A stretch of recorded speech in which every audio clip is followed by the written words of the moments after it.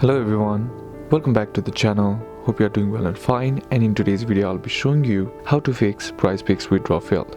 So without wasting any time, let's just jump right on the video and make sure to watch this video till the end and follow the steps as well. So the first thing that you need to do is head over and open up your browser, and on the search bar simply type in prizepicks.com. Now once you do that, you'll be landing on the PrizePicks homepage. What you need to do is scroll down, and then there you find the support option, and under it you'll find help center. Click on it and you'll be landing on this page. In order to fix your PrizePicks withdrawal failed, what you need to do is, a thing to keep in mind is playthrough requirement. So PrizePicks requires a playthrough requirement.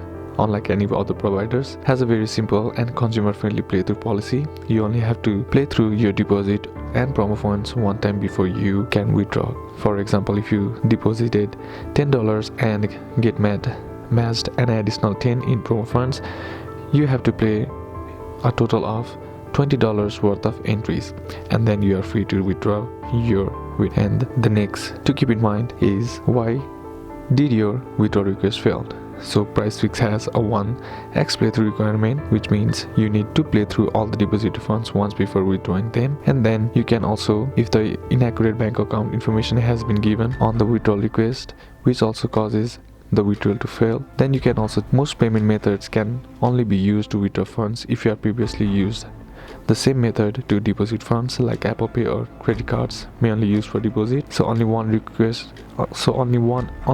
withdrawal request is permitted during a 24-hour time frame.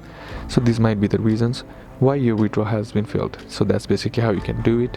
And that's it for today's video, guys. Hope this video was useful to you. Leave a like if it did.